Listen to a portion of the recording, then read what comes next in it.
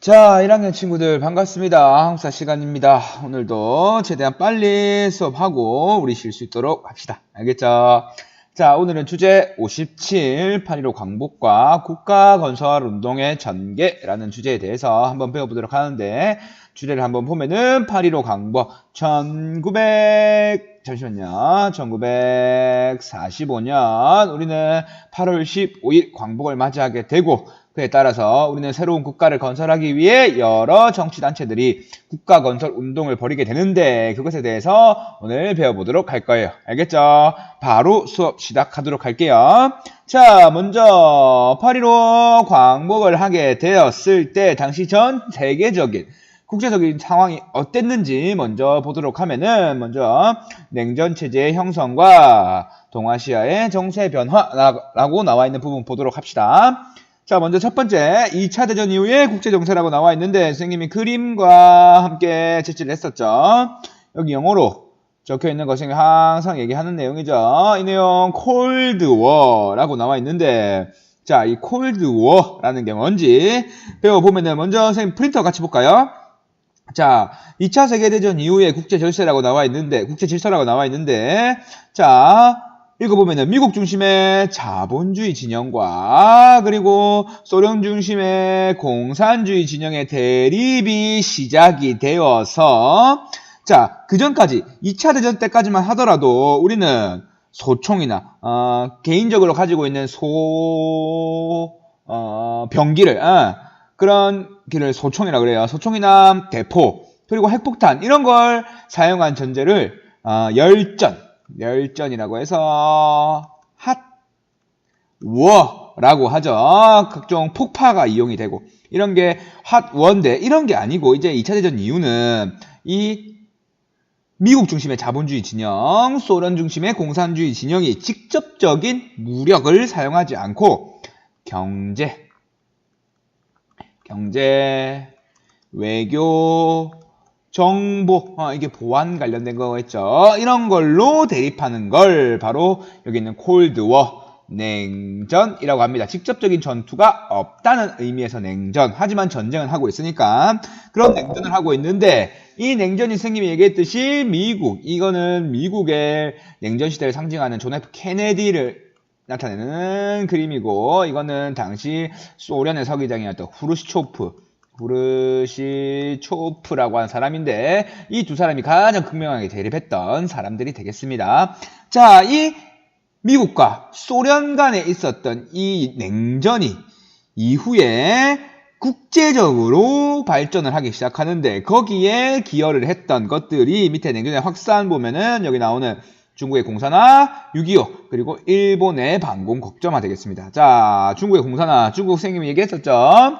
모택동이 이끌던 중국 공산당과 그리고 마오쩌둥이 이끌었던 국민당이 결전을 벌였던 국공내전이 45년 이후에, 이제 일본이 패망한 이후에 계속 이렇게 국민당과 공산당이 싸우는 국공내전이 벌어지고, 49년에 약 4년간의 전투 이후에 누가 승리한다 그랬죠?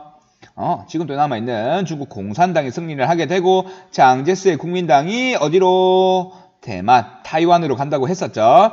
자, 이렇게 중국이 지금 공산화가 되고, 동아시아 지역에 지금 가장 큰 지역을 차지하고 있는 중국이 공산화가 되고 있고, 우리나라에서는 이 태평양에서 유라시아 반도로 넘어가는 그 기점에는 우리나라가 지금 자본주의와 공산주의의 대리전 성격으로 전쟁이 벌어지고 있는 상황에서, 미국은 우리나라가 그리고 동아시아 지역이 공산주의로 넘어가는 것을 막기 위해서 패망한 일본의 주권을 회복시켜 주어서 여기를 공산당을 막는 것에 거점화를 시켜버리면서 지금 동아시아 지역이 중국, 우리나라, 일본, 지금 이 냉전의 완전한 격전지로 지금 대두가 되고 있는 상황이에요. 지금 일단 냉전이 확산되면서 동아시아 지역에서 더욱 냉전이 격화되는 상황에서, 다음 넘어가면은, 자, 소련과 미국이 각각 45년 8월 15일 이후에 남아있는 일본군을 무장해제시킨다는 명목하에, 먼저 소련군이 우리 한반도의 북쪽 지역에 자리를 잡게 됩니다. 8월 하순에 산발도선 이북 지역을 점령을 하게 되죠. 자, 그리고 미국도 이런 소련을 견제하기 위해서 이 남한에 들어오게 되고 서로 일본군의 무장 해제를 위해 들어왔다라는 명분으로 지금 들어오게 되는 거죠. 그리고 미국 같은 경우에는 소련이 더 이상 남한으로 내려오지 못하게 임의로 이 38도선을 끊자고 먼저 제안을 하게 되는 거죠. 이게 굳어져서 나중에 군사분 개선이 되는 거고. 자, 근데 이거 보면은 지금 이 남쪽에 지금으로 따지면은 지금 개성은 우리 게 아니고 연천, 철원, 화천, 양구, 속초 이쪽은 다 우리나라 땅이죠. 이거에 비해서 38도선은 남쪽에 있죠. 지금에 비해서 지금 영토에 비해서 자 이거 다 6.25 때 우리가 차지한 지역이라서 지금 38도선보다 위쪽에 우리가 다 지역을 차지하고 있는 겁니다. 그쵸? 자 이렇게 지금 미국과 소련의 이해관계에 따라서 우리나라의 임의로 38도선이 그어지게 됩니다. 미국은 소련을 견제를 하기 위해서 이게 더 이상 내려오지 말자. 서로가 침범하지 말자라고 하면서 38도선을 긋게 되는 거죠. 자, 밑에 보면은 미국과 소련의 한반도 분할 점령이라고 나와 있는데 먼저 여기는 미국부터 보도록 하죠. 미국 같은 경우에는 우리나라에 1945년 8월 15일 일본이 패망하게 되면서 우리가 광복을 하게 되는데 이때 광복을 하자마자 들어온 미군은 우리나라를 해방시켜주기 위해서 들어온 해방군이 아니라 우리나라 사람들은 해방군이라고 생각했었죠. 근데 이들은 우리나라를 점령하기 위해 들어온 점령군이었어요. 점령군, 해방군이 아니라 점령군이었죠. 자, 이 얘기를 선생님이 왜 하느냐. 미국은 들어오자마자 우리나라를 직접 통치하겠다라고 선포를 하면서 9월 9일 날 1945년 9월 9일 날 딱 들어왔을 때 우리나라를 직접 통치하겠다고 선포를 하면서 통치할 기구로서 미 군정청을 설치하게 됩니다. 여러분들 죄송해요. 자, 미 군정청을 설치하게 됩니다. 이거는 미군에서 우리나라를 직접 통치하기 위해서 만들었던 기구라고 보면 될 거예요. 자, 이들은 밑에 활동 보면은 공산화 방지, 모든 미국의 목적은 공산화를 막는 거예요. 지금 공산화, 소련이 비롯해서 지금 공산 세력의 확대를 미국이 막는 거를 그게 최우선이었어요. 그랬기 때문에 우리나라에 있는 친일파 이런 것들 관심이 없었어. 그렇기 때문에 공산화 방지에 주력해서 미국은 조선 총독부를 그대로 쓰는 거죠. 조선 총독부를 기구도 그대로 쓰고 거기서 일하는 사람들, 일제 관리들, 경찰들을 그대로 쓰는 무슨 정책? 여기 나오는 현상유지 정책을 피게 됩니다. 목적이 뭐였기 때문에 반공, 공산당에 반대하고 공산당을 방어하는 이게 목적이었기 때문에 친일파, 청산 이런 거 관심 없었어요. 지금 일단은 우리 조선 사회가 안정되는 게 먼저였기 때문에 조선 총독부의 행정력을 계속 그대로 유지를 시키고 사람들도 그대로 쓰게 되는 거죠. 알겠죠? 자, 그리고 이 미군정청이 직접 통치하기 때문에 모든 형태의 정부를 인정하지 않았어요. 그렇기 때문에 당시 충칭에 있었던 우리의 대한민국 임시정부조차도 인정을 하지 않아서 우리 김구 선생께서 대한민국 임시정부를 국내에 옮기려고 했거든요. 우리나라 임시정부를 만들기 위해서. 근데 미국이 이걸 우리나라의 모든 정부 형태를 인정하지 않기 때문에 충칭에 있던 대한민국 임시정부도 인정하지 못해서 김구도 당시 대한민국 임시정부의 주석으로 우리나라에 다시 돌아온 게 아니라 개인 자격으로 그냥 그런 한 단체, 조직, 정부의 대표로 들어온 게 아니라 그냥 자연인 김구로서 입국을 할 수밖에 없었죠. 뭐 때문에? 미국은 모든 형태의 정부를 인정하지 않았기 때문에. 알겠죠? 직접 통치했기 때문에. 알겠죠? 자, 소련은 이 미국의 통치 방식과는 다르게 간접 통치를 하게 됩니다. 즉, 그들이 직접 기구를 설치해서 통치하는 게 아니라 여기 있는 북조선에 있는 지금 우리나라 사람들에게 정부를 행정을 맡기게 되는 거죠. 여기 인민위원회의 행정권 이양이라고 나와 있는데 우리 지난 시간에 뭐 배웠냐면 자, 여운형에 대해서 배울 때 여운형이 광복전에 만들었던 정치단체가 있었죠. 건동 기억나요? 건국동맹, 조선 건국동맹이었죠. 자, 이 건동을 나중에 좀 이따 좀 자세하게 배울 건데 건국준비위원회라고 해서 건준이라고 해서 이름을 바꾸게 되고 이 건준에서 만든 우리나라 정부를 인민공화국 줄여서 인공이라고 해요. 자, 이 인공 건준에서 만든 정부인 인공의 아래에 지방의 행정 치안을 위해서 두었던 게 인민위원회 되겠습니다. 알겠죠? 자, 이 인민위원회에 이 소련이 정치를 통치하는 걸 이양하게 되면서 누구한테 정치를 맡겼다?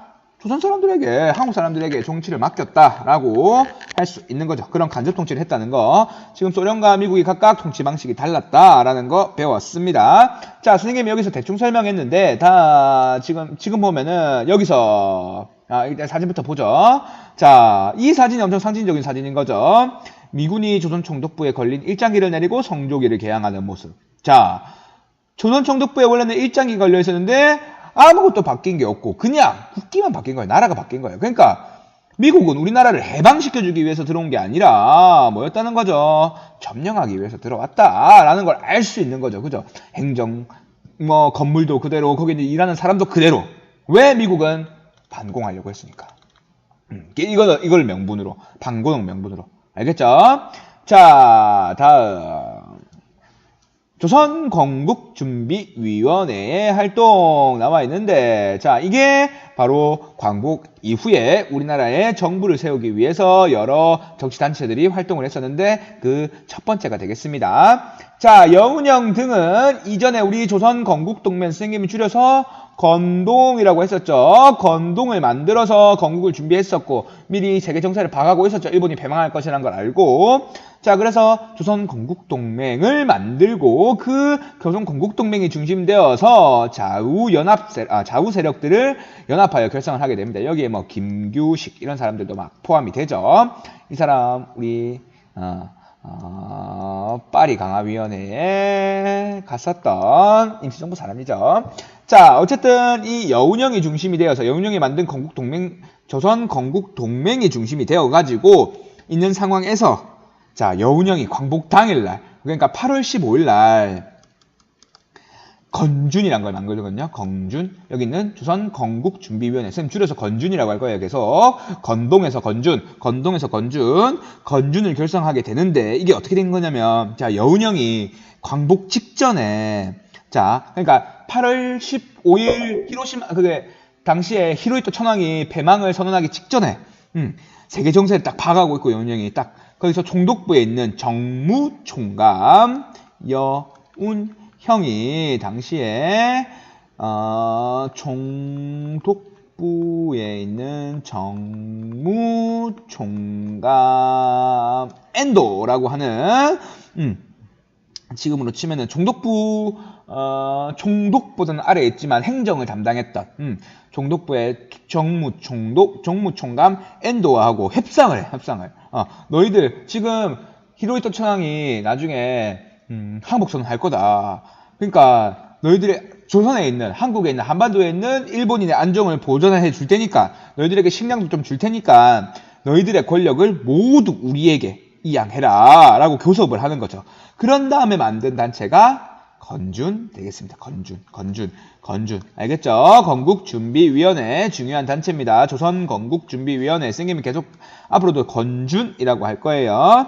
자, 그렇게 건준은 뭘 하기 위해서? 건국을 하기 위해서 만들었던 단체니까 건국, 정부를 세워야겠죠. 그래서 여기 나오는 주요 활동 보면은 국가건설준비라고 해서 건국을 준비하고 정부를 만들기 위해서 각가지 노력을 합니다. 먼저 전국 각지의 지부, 각 지방에 있는 선생님이 항상 얘기하는 대리점이라고 생각하면 되겠죠. 중앙 본점은 서울에 있고 각 대리점을 지방에 두는 지부를 두고 자, 그리고 치안을 담당하기 위해 근데 경찰력이 우리는 없으니까 경찰 역할을 담당하는 치안대 이런 걸 만들어서 적어놨네. 자, 자치적으로 우리가 알아서 행정과 치안 이런 걸 맡으려고 담당하려고 했었죠. 건국을 준비하기 전에. 그리고 나서 여운형은 미군이 들어오기 전에 우리 8월 15일 날 광복을 했었죠. 그런데 미군은 선생님 아까 전에 9월 9일날 들어왔었죠. 이 한 달 안 되는 이 사이에 여운형이 막 준비를 하고 있는 거예요. 그래서 이때 건준 해체하고 새로 정부를 만들게 되는데 그때 만들어진 정부의 이름이 여기 나오는 조선인민공화국 되겠습니다. 조선인민공화국이었고 아까 이 인민공화국이 서울에 있으면 각 지방에 있는 인민공화국의 대리점이 인민위원회 되겠습니다. 자, 우리 아까 그림 보면은 여기 간접통치하면서 소련은 인민위원회의 정권을 이양했다고 나와 있죠. 아이고 미안해요. 자, 이런 인민공화국을 만들고 국가 건설을 위해서 노력을 하고 다른 정치당체보다도 정부를 건국할, 정부를 만들 주도권을 확보하기 위해서 노력을 하죠. 알겠죠? 자, 그런데 밑에 나와 있듯이 하지만 사회주의자들이 너무 여운형이 선생님 중도 좌파긴 하지만 어쨌든 사회주의자들이 너무 건준을 좌지우지하고 그들이 너무 주도권을 장악하니까 우익들 여기 있던 김규식 이런 사람들이 탈퇴를 하게 되고 미군정도 아까 얘기했죠. 미군정이 아까 직접 통치하면서 뭐라 그랬어요? 모든 형태의 정부 인정한다 그랬어? 안 한다 그랬어? 안 한다 그랬죠. 그러니까 이런 인민공화국조차도 인정하지 않게 되면서 건국준비위원회 건준이 만든 이 인민공화국 인공은 제대로 활동을 할 수 없게 되죠.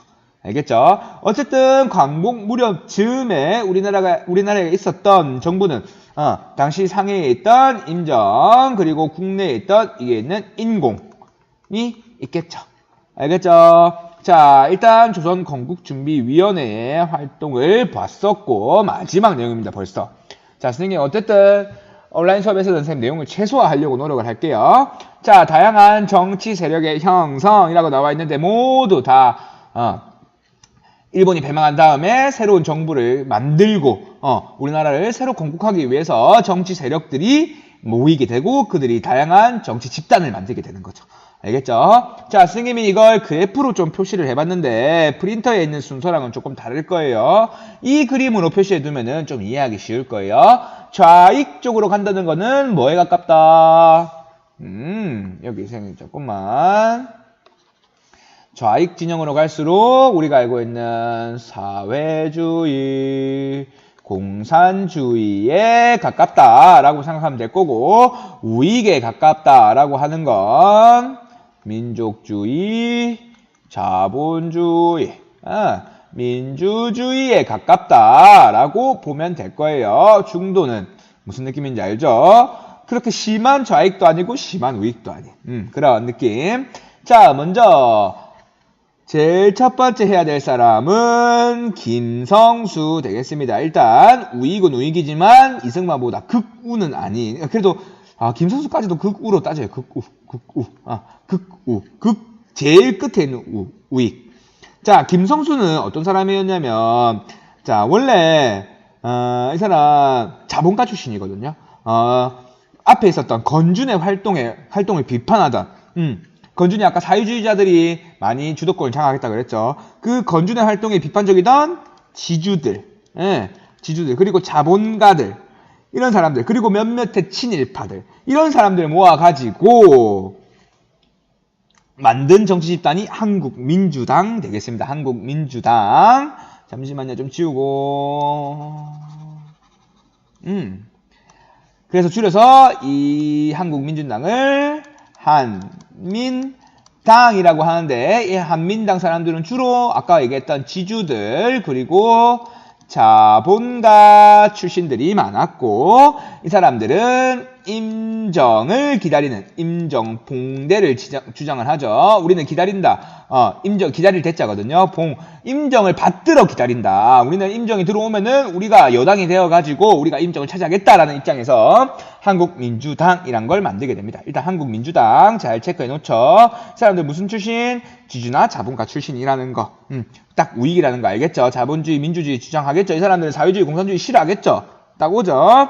자, 그에 비해서 여기 나오는 박헌영 등의 좌익 인사들이 아까 조선시대에 우리 1925년에 조선공산당이라고 만들어졌는데 이 조선공산당을 이게 일제시대 때 없어지거든요. 그 우리 치안유지법 배웠었죠. 치안유지법으로 공산당 할당을 제대로 하지 못하니까 공산당이 없어지는데 박헌영이 광복 이후에 다시 만들어요. 조선공산당을. 자, 그래서 이걸 줄여서 조공이라고 하긴 하는데 이 박헌영이 만든 조공은 공산주의를 주장을 하고 여기 나중에 배울 우리 이전에 배웠었죠. 건준에 참여를 하게 됩니다. 좌익 세력들이. 자, 세 번째. 우리 지금 우익받고 좌익받고 이제 극우 이승만을 보도록 하죠. 이승만 같은 경우에는 우리가 알고 있듯이 미국에 있었었죠. 미국에서 뭐 외교적으로 독립운동을 했다고 하는데 일단 미국에서 돌아온 이승만이 자기의 지지 세력들을 모아가지고 만든 정치단체가 여기 있는 독립촉성중앙협의회라고 나와 있는데 줄여서 선생님은 독촉이라고 외웁니다. 독촉. 지금 우리는 한민당, 조공, 독촉 이거 했어요. 지금 이승만 우익 인사죠. 우익 인사. 이 사람은 민족주의, 자본주의, 민주주의를 지향하는 사람이 되겠습니다. 자, 그리고 우리가 제일 잘 알고 있는 김구. 김구 같은 경우에는 임시정부 주석으로 귀국했다 그랬어? 못했다 그랬어?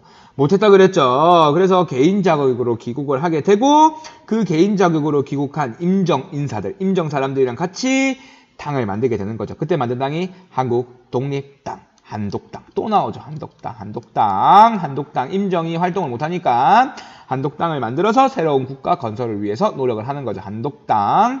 자, 마지막으로 우리가 아까 했었던 여운형. 여운형 같은 경우에는 아까 제일 처음에 만들 거 건동. 그 다음에 건준. 그 다음에 인공이었고, 인공에 있는 여당 성격의 정치 집단, 여당 성격의 정치 집단인 조선인민당 되겠습니다. 조인당, 조선인민당.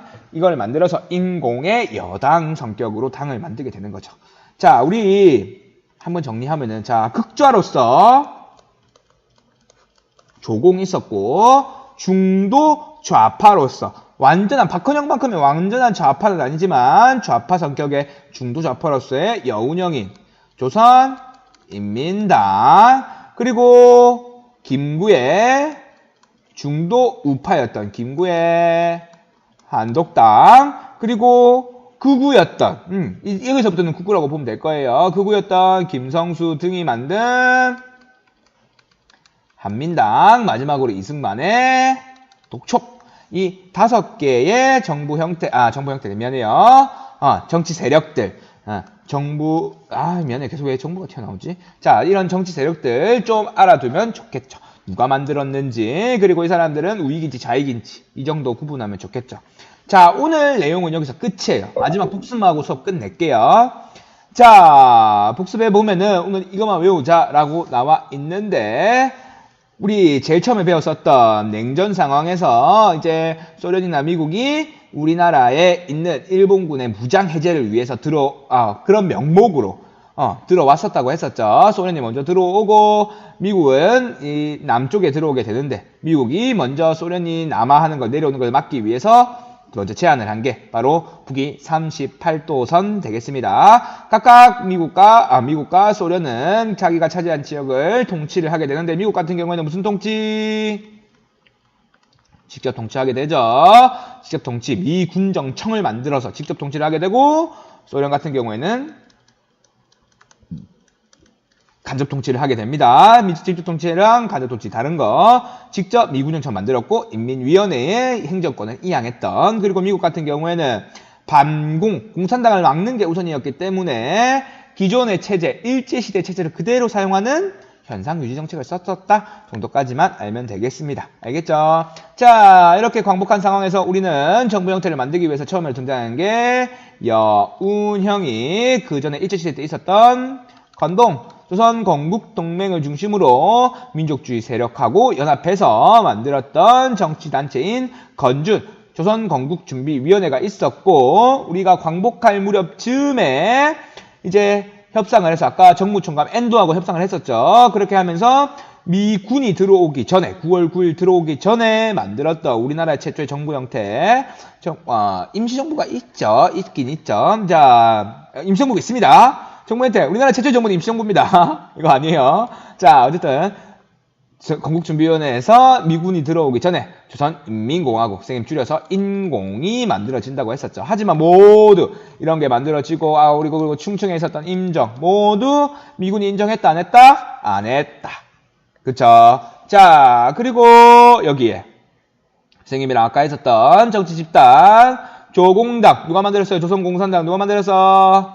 박헌영이 만들었다고 했었죠. 극좌 한독당 누가 만들었어요? 한독당. 김구랑 함께 들어왔던 정부 인사들, 임시정부 인사들이 만들었다고 해서 중도 우파. 자, 그리고 김성수 등 건준이 사회주의 중심으로 이루어지는 것에 반대해서 지주나 자본가 출신으로 중심으로 만들어졌던 정치 집단이었던 한민당. 임정이 돌아오기만을 기다리고 있었다고 그랬었죠. 한민당. 자, 마지막으로 이승만이 귀국해가지고 그들의 지지 세력들과 함께 만들었던 독립촉성중앙협의회 있었죠. 그리고 하나 빼먹었는데 아까 여운형이 만들었었던 뭐 있었죠? 조선인민당. 조선인민공화국의 여당 성격이었던 조선인민당까지 있었죠. 딱 여기까지만 알면 되겠습니다. 알겠죠?